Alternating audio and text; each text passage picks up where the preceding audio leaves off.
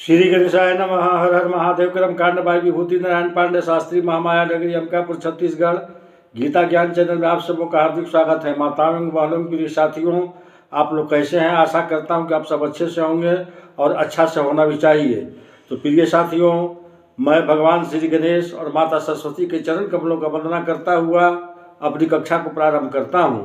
तो आज हमारी जो कक्षा का विषय है वह है कर्क राशि 29 अप्रैल 22 से शनि की अढ़ैया प्रारंभ। तो प्रिय साथियों, कर्क राशि वाले 2022 में शनि देव का राशि परिवर्तन होने जा रहा है। तो आपके ऊपर उसका क्या प्रभाव पड़ने वाला है 2022 से लेकर 2025 तक, आज हम आपको विस्तार से बताएंगे। तो वीडियो के अंत तक बने रहें। यह वीडियो चंद्र राशि पर आधारित है। तो मित्रों, आगे बढ़ने से पहले मेरी एक छोटी सी निवेदन है कि जो हमारे चैनल पर नए हैं वो कृपया सब्सक्राइब करें, लाइक करें और कमेंट बॉक्स में हर हर महादेव अवश्य लिखें।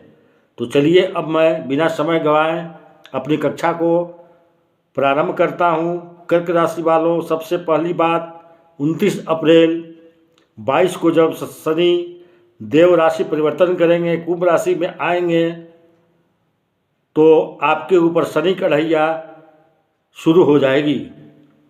और जैसे भी आपको पता है कि शनि देव का राशि परिवर्तन हर 2.5 साल में होता है और शनि अभी मकर राशि में है। तो आपके लिए ये अढ़ैया कैसा रहने वाला है, आइए इसे हम जानते हैं।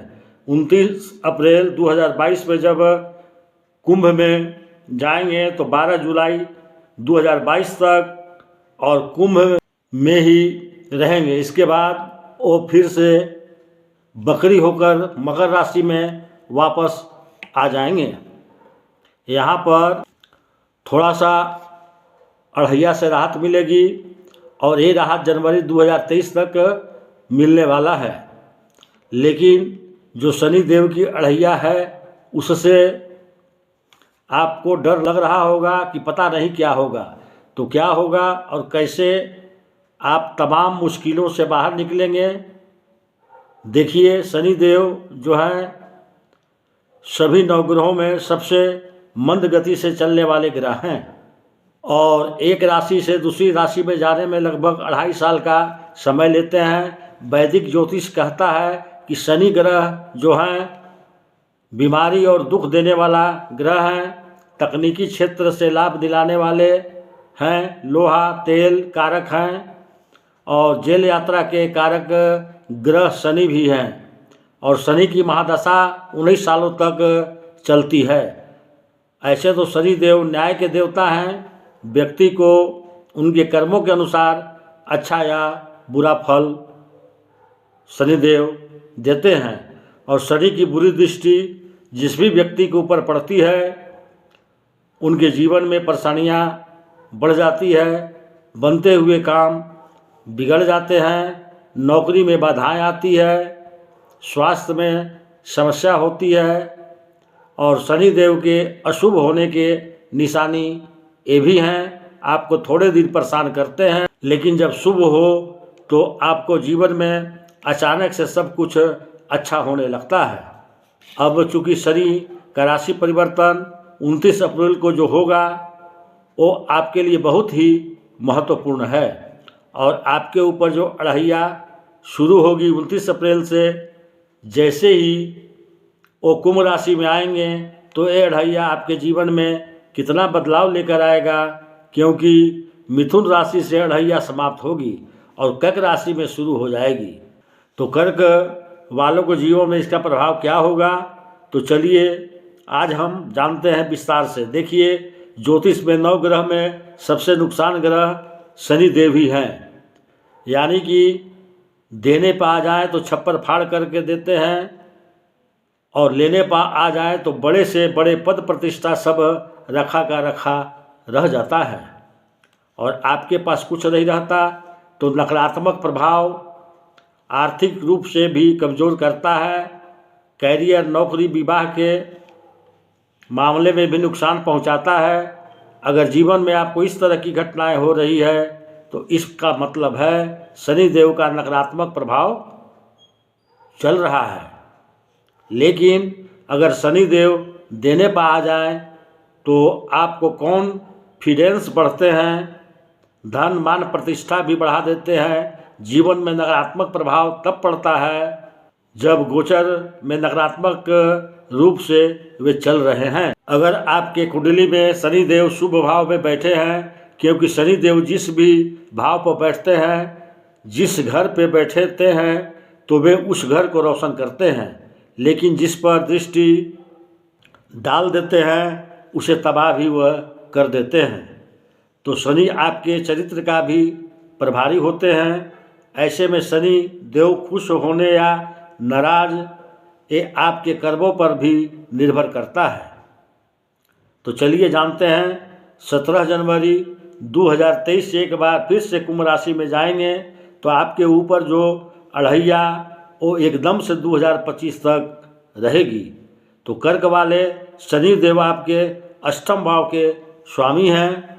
सप्तम भाव विवाह पार्टनरशिप का घर है और जो तीस कहता है कि जब शनि देव अप्रैल के अंत में 19 अप्रैल को आपको सप्तम भाव में गोचर करेंगे, तब जाके शुरुआत में तो सप्तम भाव में रहेंगे तो वैवाहिक जीवन में तनाव की स्थितियां आपको रहेगी और आपका जीवन रिश्तों और जीवन साथी पर केंद्रित होगा। और आप व्यापारी हैं, पार्टनरशिप में आप कोई काम करते हैं तो इस समय अपने रिश्तों के मामलों में थोड़ा ध्यान रखें। नए रिश्ते भी बनते दिखते हैं, लेकिन आप पुराने रिश्ते को नहीं छोड़ें। हो सके तो अहंकार अपने संबंधों में ना आने दें। थोड़ा सा आपके वाणी में स्वभाव में अहंकार आ जाएंगे और यही अहंकार आपकी जीवन में परेशानियां लाएगा। अगर आप जाप करते हैं तो छोटी मोटी बाधाएं दिखती हैं, जिसके कारण आप चीज़ों को बेहतर तरीके से नहीं कर पाएंगे।